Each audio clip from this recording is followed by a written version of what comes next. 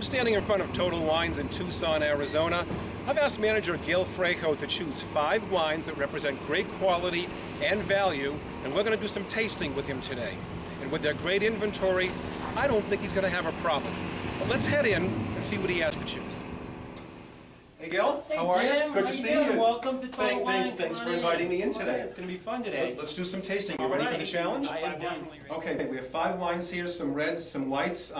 Why don't we start with the whites, and let's see what you chose today from your inventory. All right, let's see if you can figure out what we've got going on here. Uh-oh. This is our first wine.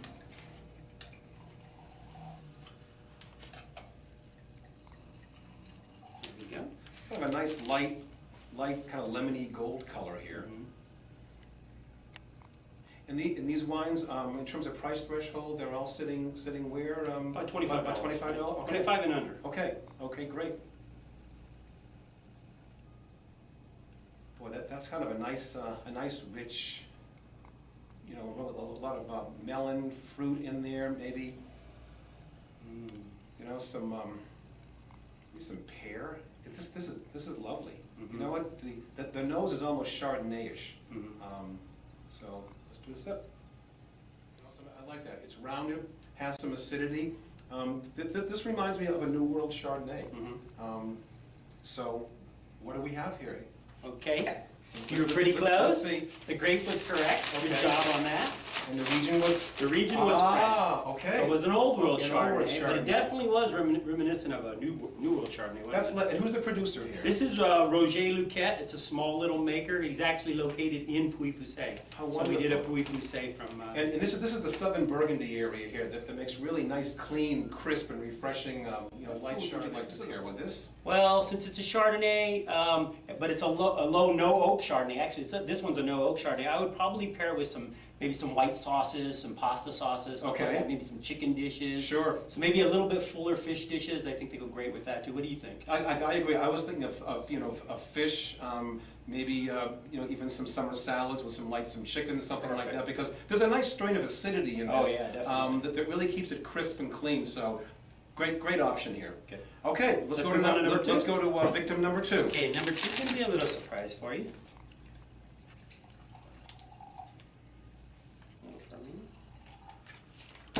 Again, sort of that light lemony look to it. I think you can guess this one right away.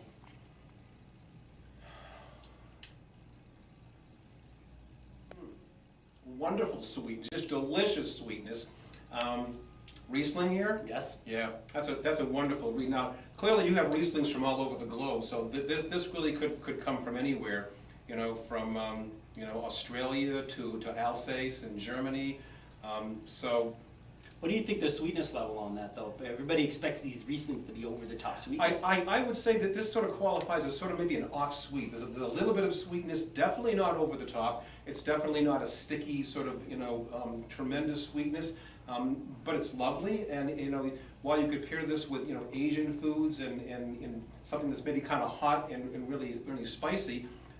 You could perhaps even do this with some lighter fruit, because there's enough sweetness there to still pull it in, I think. Yeah, I think that would be perfect. So shall we reveal it? Let's see where this one's from. So Riesling was definitely correct, so you're 2 for 2 on the grape. Alsace? And also Old World. It tasted like an Alsace. It does. But it wasn't. It's actually Dr. Heidemann Bergweiler, who's one of the top producers in Germany. I love that producer. And it's a Bernkasteller Badstube Riesling Auslese. Believe it or not, that was an Auslese. No, you know, I mean, Auslese can be very, very sweet and really tremendous. And this is this is more like a contained Riesling, right? The way I look at it. But this producer, fabulous producer. I've had their wines before, and this is killer. And again, you know, you could go with spicy food with this. You could go with again, with some sweeter desserts. It could stand up to that as well. So great choice, great choice, Gil. Love it. 2009 vintage too. Great vintage.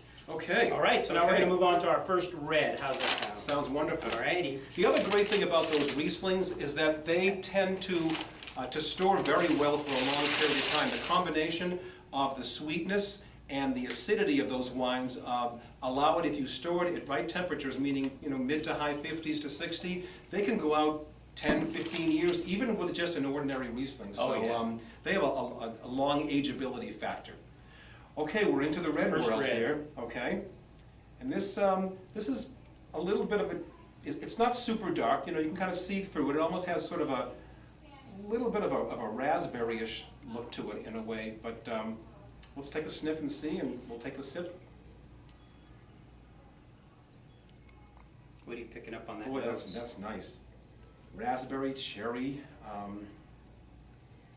Little earthiness to it. a little bit of earthiness, but it's that ripe fruit that just kind of comes rolling out of this in waves with raspberry and cherry to my nose. You want to taste it before you guess it? Absolutely. How about you? What do you smell?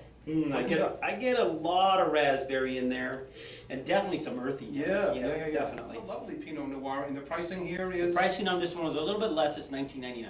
What a great deal. Yeah. I mean, and Very pair it. nice What one. would you like to pair with this? Well, you know, the usual stuff. Because of the acidity level, you could pair some nice fatty steak. Actually, I like maybe a fillet or something like that with that. Okay. And of course the usuals, a ham, or you can pair some salmon. Definitely perfect for grilled salmon. I would say, you know, as the summer's coming up and you're thinking about opening up that barbecue more, Pinot Noir like this would be absolutely outstanding with grilled salmon. So, Perfect. So I agree. My favorite. All right. Well, I had it down to 1 out of 2, and Hey, you're on 2 out of 3 isn't bad so far. All right, I think Okay. we'll get these next couple. okay, number 4 here. This is number 4. Look Get at a the color on that. color of this one. I don't know if you can get a look at this on the camera. This is one of those inky dark wines, Beautiful color. and it is After it's the just Pinot. it's lovely color. And again, unlike the Pinot that was a little bit more translucent, this one is not. You can't see through this one. Beautiful. Oh my gosh, is that what you know? Nice spice and really dark fruit. Just beautiful, beautiful. You can smell the little alcohol in this. Yep, It's probably yep. got some alcohol to Yep, it. yep. And you know, this is the sort of wine that you want to drink, you don't want to spit. Right, This is just exactly. too good. That's wonderful. Oh my. Nice, good tannins at the end. Nice mouthfeel. Well, if I had to take a ballpark guess on this, I would say it's a Zinfandel. This one's going to be a nice little surprise. You're really close. This one actually Primitivo. is Syrah, believe it or not. Really? Yes. How This about one that? surprised me too, as the flavors are Zinfandel, like They very are. much It has so. this- it has the Even the spice, the aroma, dark- when I first smelled it, I knew what they were, but I wasn't sure which was which, and when I smelled it, I thought this was a Zin. A New World Syrah? Right, exactly. New World Shiraz. Where is this from? Oh, I'm sorry. This is That's from okay. Australia, and it's from the Barossa, so that's why it's so Great region, full. great region. And it's from the Thorn-Clark family, and it's called Shotfire Ridge, and it got 90 points from Robert Parker. He loves it. You know something, I've heard of, this is the first time I've tasted that, but that's a wonderful wine. And the price point for this? 1899. Oh my God. Big, muscular what a wine. steal. And you know what? I could see this with almost any cut of, you know, really juicy beef would go beautifully with Oh that. yeah, definitely. You know, barbecue ribs in the summer, great wine, great And like choice. you said about this one, this is one of those wines that you just can sit around and you don't want to spit. You just want to drink it. Absolutely. So I will have one more sip. I think I will actually too. That is just delicious. Oh. Wonderful. And then our last but not least.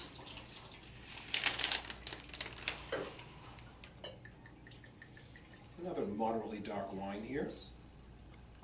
Not quite as dark though as the That is Syrah. purpley, right? Still pretty dark.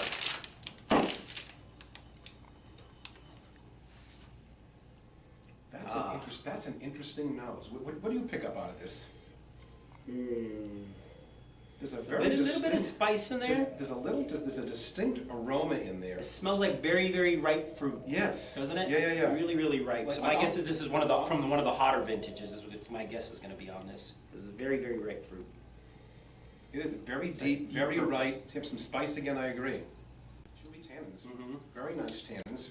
It's more of an elegant style wine. I really like this. This is nice. You know, it has the chewy, solid tannins. And at first you might think, oh, this is going to be really over the top, and then it kind of plateaus. Right. It's wonderful. I can still feel it on the lips. Nice dark fruit. You got me stumped on this. This one. one's the Zinfandel. I don't. Oh, that one's the Zinfandel. Yeah. That's interesting. The interesting part is this is a Napa Zin. And you know, I actually did throw this one in here to see if it would stump you. Because if I put a Lodi or Amador, you would have got it right off. Yeah. This was a Napa. Napa's definitely a different style Zin. More of is an a different elegant, style. not that in-your-face fruit, good spice to it. Oh, I'm sorry. This is actually Napa Wine Co. Okay. So one of the first wineries actually ever in Napa. I've not heard of them. Okay. Yeah, they're one of the first wineries. Actually, I believe their number is like number 10 or something like that. I'm not sure. You'd have to look that up. But fabulous bottles of wine. And what's the alcohol level in this? The alcohol level on this one is probably 16 or 17. It's Napa, so they're not like Lodi where they're going to be over the top. Right. Oh yeah, actually only 13.9. Okay. So not too bad. Okay. That's why it didn't blow up in your face. You know something? A great choice of wines today. Really wonderful. And the price point of this one? The price point of this one is wine came from a small little maker in Puy-Foussay. It's by Roger Luquette. And it's 100% Chardonnay, steel barrel, no oak, and very beautiful, very crisp. You loved it, didn't you? Oh, it was wonderful. Fabulous. Wonderful. Great for the summer. Yeah, exactly. The second wine was a little sweet, but it was an Auslese, which usually you expect a lot sweeter from an Auslese, but that finish was really nice and dry, and that's from Dr. Heidemann Bergweiler, and it's a Bernkastel Badstube Riesling.